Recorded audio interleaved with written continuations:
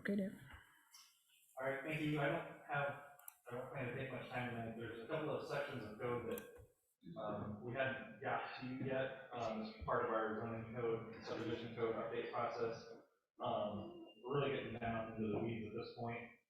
So one of the documents attached is our definitions in total.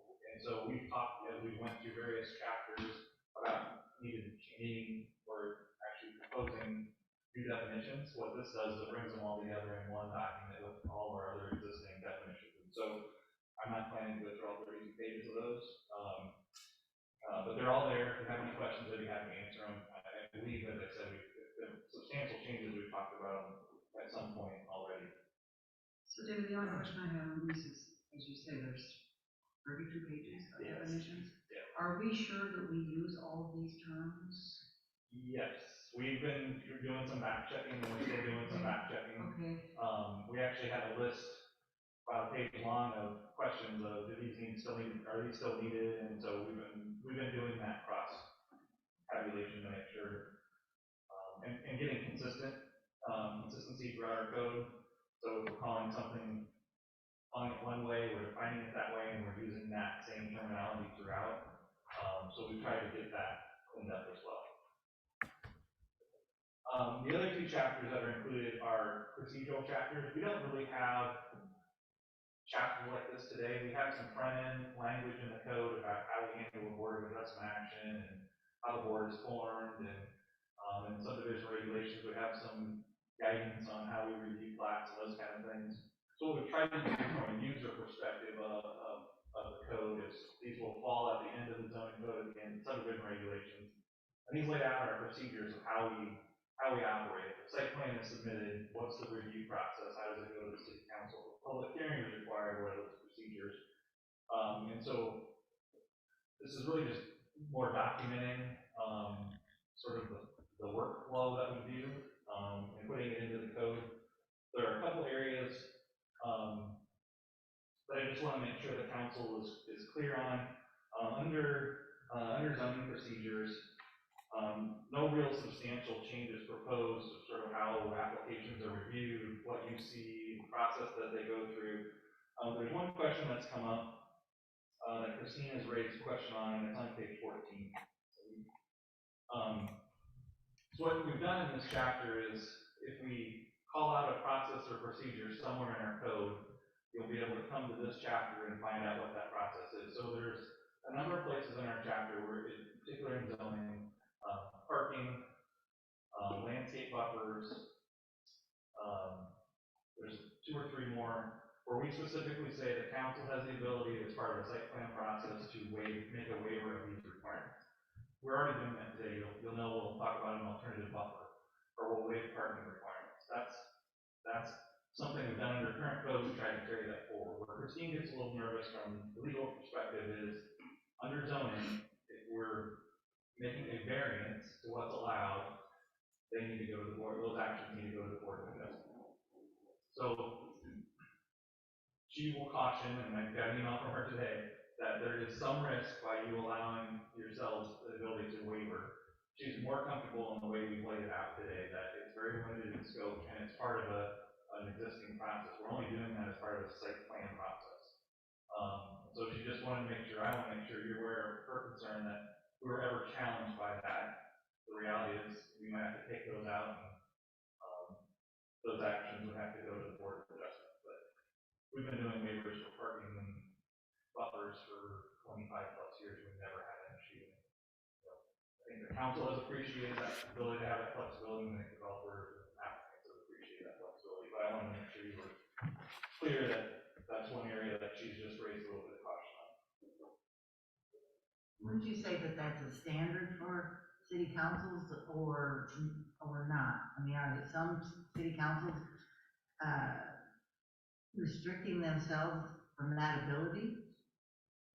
Yeah, I think we probably offer more flexibility than most in our current code, and we're trying to keep some of that in the new code. And the risk is somebody wasn't granted an exception, or if a neighbor who wanted the buffer that was specifically required didn't get it, is going to sue us.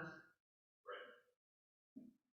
I think it's fair, and I think Christine would, in her email today, pretty much that's a pretty low risk for a challenge, but she just wanted to make sure you were aware that there is that potential. I feel like, it takes away the city council's role. If it's just to rubber stamp, the documents, the ordinances. Who would challenge it? Somebody that's A dissatisfied. neighbor that doesn't like a decision on a buffer, or, on a buffer waiver, or, if you don't grant a waiver, I suppose the applicant could challenge that. I mean, the reality is, the developer isn't gonna wanna have to go through the board of adjustment process on top of the site plan process, because that's more time, more expense. And it's a role our board historically has not had to deal with. So, like I said, we've limited the scope. If we were waiving, so that, we'll talk about subdivision procedures, you have the ability to have a lot more waiver ability in subdivision, and she's fine with that, because it's outside of zoning, and it's not a legal issue. If we were doing that sort of the broad brush, anything in the zoning code you can waive, council can waive, and we'd be talking about a whole different level of concern, but we've really focused it on very specific areas. And you said those areas were landscape and parking. Landscape, parking are the big ones. We added some requirements around electric vehicle charging, and there's the ability to waiver in some of that. And that we did because we're still learning that, so we want to have some flexibility. I want to say there's one other area. Isn't that materials, building materials sometimes, or accepting? It has been. I think competitor. We've taken it out of a waiver in this draft because we've better defined the products, but we give you the ability to determine any new products where they would fall, so you still have that flexibility. It's just a little bit phrased a little bit differently. Thank you. Yeah. The only other issue I wanted to talk about or cover under subdivision procedures, this again is really documenting the process that you all follow and we all follow through the process of doing subdivisions. One area in which we're trying to streamline the process. Right now, when a final plat is submitted, so the process goes, it's rezoned, property's rezoned, preliminary plat is submitted, that's the developer's right to build X number of lots, and do other improvements. And then it comes to just the council on a consent agenda where you approve the construction plan. And that's what actually allows it to go out and build the water, the sewer, the streets that are public. And then the final process is before they can sell lots, they submit a final plat. Right now, that's going to the Planning and Zoning Commission, and it's coming to you, and they're on your non-consent. And the reality is, when we get to the final plat stage, they've paid all their fees, they've submitted all their legal documents. It's really a matter of we need to approve it, and we need to send it to the county to be recorded. We can't conditionally approve a final plat, can't really deny a plat, we've already vested the rights. And so as actions go, it's as rubber stamping an action as we can get, because we're so far down the process by the time it reaches that, it's really a process. So we spend a lot of time talking about it, P&Z especially, they want to ask a whole bunch of questions about final plats. What we're suggesting in this process is we handle final plats just like we do construction plans. They don't go to Planning and Zoning Commission, they just come to you on the consent agenda. And then what we've told P&Z is we will then, every time they meet, we'll just give them a report of the following final plats are approved by the city council. So we're trying to streamline your agendas, we're trying to streamline their agendas. I can tell you, we've had many times where we've had the Planning and Zoning Commission in for one plat. It's, everything's done, there's no conditions, and, we're here for 3 minutes, and that's just, we can use our time better and focus on the other things. So that's a procedural change, really the only procedural change, our site plans and subdivisions that we're proposing, how we're handling things today versus how we're proposing it. So that's all I really wanted to cover. I'd be happy to answer any questions or go into any more detail if you have any particular issues or concerns. Any other questions for David? I did include our schedule. It's very similar to what we talked about last time. We're continuing to work on our public education campaign. We're getting those materials put together, the website's built, and maps done, and all those sort of things. So we're moving forward. Thank you, David. Thank you. We have one remaining item on the agenda this evening, and that is the capital improvement plan 2023 through 27-28 Parks Department.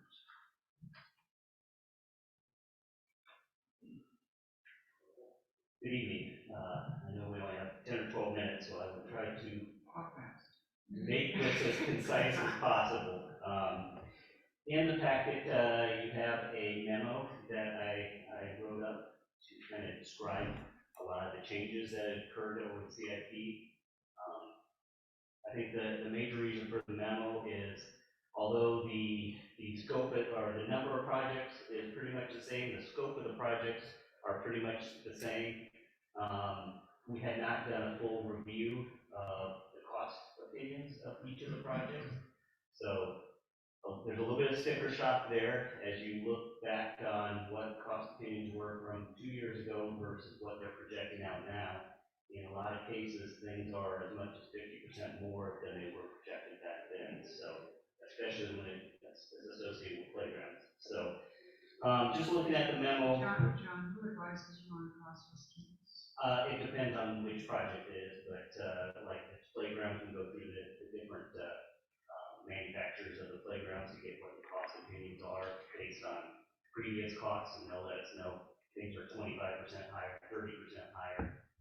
Then a lot of some of the other projects will go through different engineering firms that we work with to get ideas. Starting with things that have shifted or changed, Dewey Park. We've kind of changed up the focus a little bit with Dewey Park.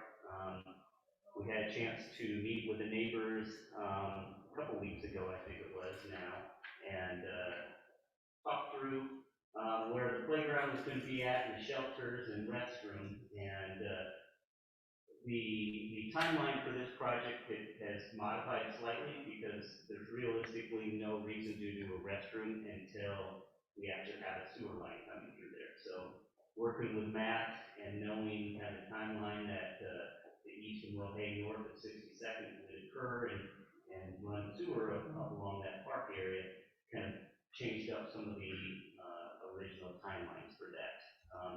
Unbeknownst to me, also, when we talked to the residents out there that evening, they don't see a reason to change the restroom, which is a little bit of a surprise to me. I know structurally it's a sound restroom, but it's a quite old restroom and not automatically the most attractive, but they don't see a reason to change it. So we'll review that as we move forward, but looking at Dewey Park, the first thing that we'll do is change out a playground. One of the playgrounds there is past its warranty. It's actually 29 years old now, so it's time to change the structure itself up. We'll match up with some similarities with what we do at the other parks as far as the playground mat and the surface that we do, bring it a little bit more up to the standards that we expect. So we have a lot of creative ideas that came out of that meeting, and we're doing some modifications. The timeline for that is actually looking at next fall. With that, the reason why we slowed down is we do have a playground grant that we can receive. We were too late this year to really get all the pieces and the steps in to get that grant, so we're looking at next fall. So with Dewey Park, what we're looking at is a playground in 24, one shelter in 25, the other shelter in fiscal year 26, and then the restroom, if needed, in fiscal year 27. Doing the shelters in 2 different years will allow us to keep one at least open each year. So that's Dewey Park. The dog park is another fairly major change, probably actually the biggest major change that we have. In our budget, we had $50,000 actually scheduled last year that we would be doing the dog park. Looking at the site that we had just to the west of the senior housing up on Johnston Drive, it was going to be a tiny little dog park. It wasn't going to be sufficient. So we started looking at some design concepts. Once again, in this package, you have those design concepts. What we are suggesting is the small dog park on the north side, or on the north side of Johnston Drive still. associated with the senior housing right there, as well as racialized park, but then a much larger one on the south side. South side would be a little bit of a unique park in that we could have more natural theme and actually an aquatic or water feature for the dogs. Be kind of a unique dog park type area for this for this metro area, and we make it so we truly had a dog park that Johnston would be proud of. The dog park on the north side is going to be less than a half an acre. It's just not going to be big enough to do much with it. So, along with that dog park, yeah. How big is the new proposed dog park? Was that? How big is the new proposed? About 4.1 acres, potentially. Once again, these are just, the design concepts that are out there are just concepts. Certainly, there's nothing that's been engineered, they're just purely to get an idea of what we have to work with.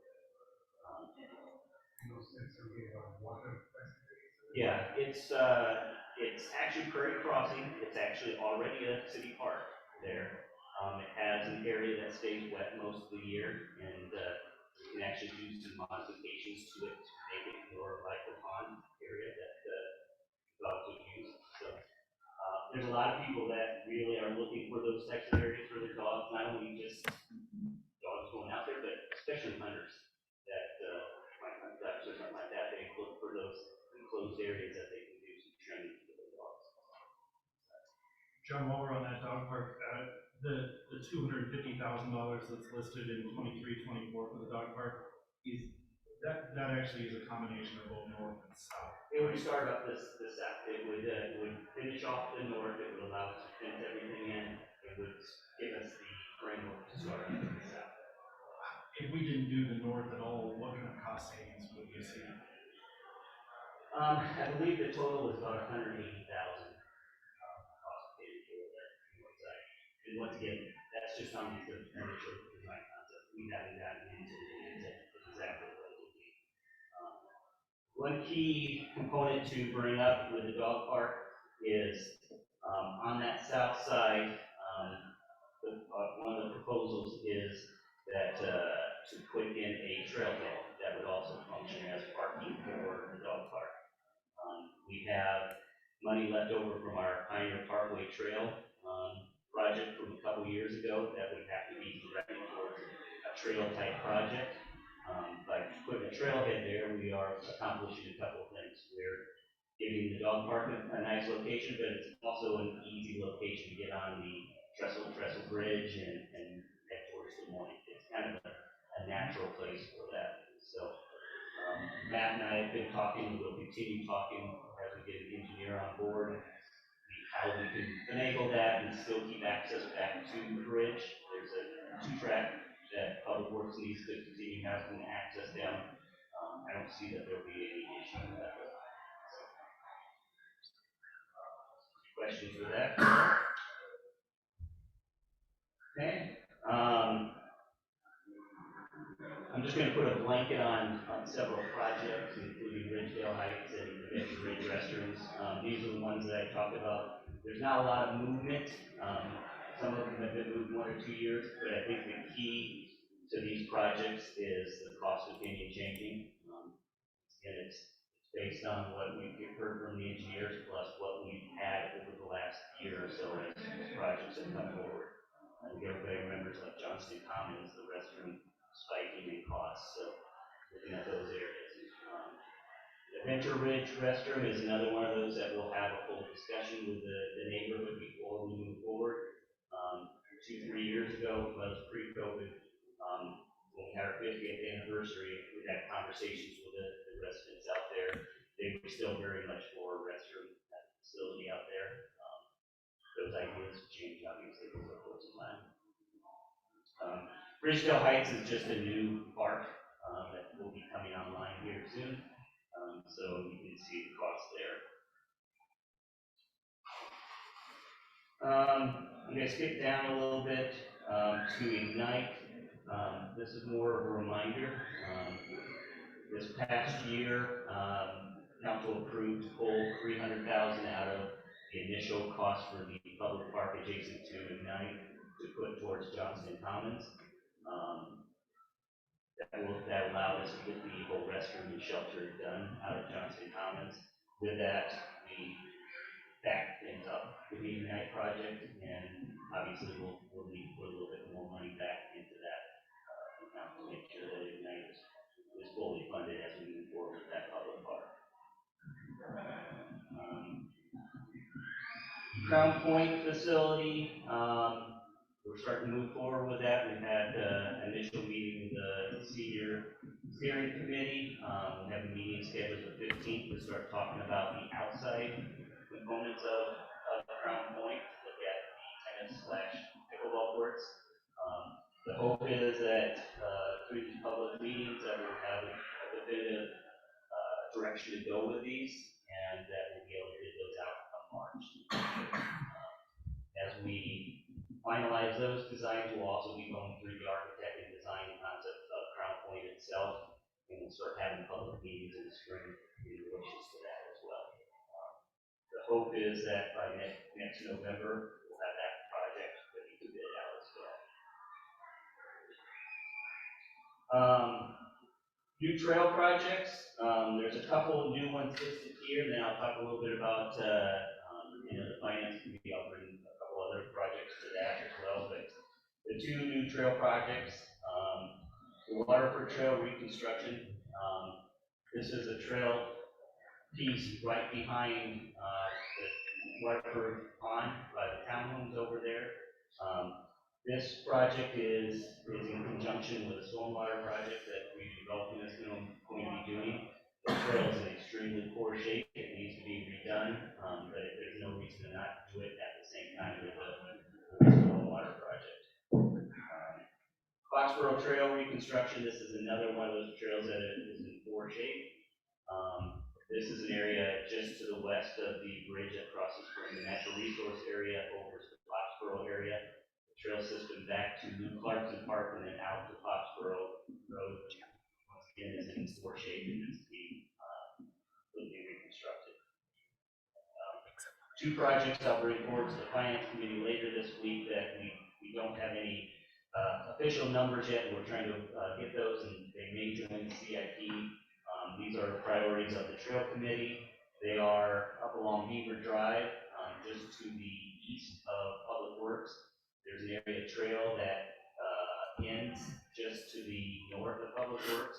It would remove the sidewalk to 64th there and put a trail in there. So it's a fairly short little segment, but it would allow trail access all the way to 64th right there.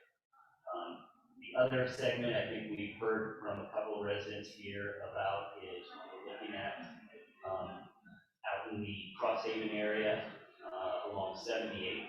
Run a trail that runs, we're looking at whether it's south side or north side of the road that would run from 100 to 107 and join into the Grimes Trail system on the west side of 107. So we give those residents easy access out of Crosshaven and into the trail system.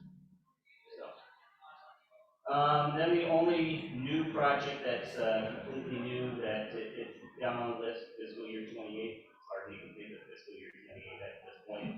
But as we continue to work on Johnston Commons, one of the major things we've heard over and over again is we love the fish at Johnston Commons, we love the area. This would be to dredge the pond, which is a stormwater pond, and it has to fill with the sludge. Dredge that out and put in fishing pier. Is that at the park? I mean, at the library? Yes. That's a common. Yes.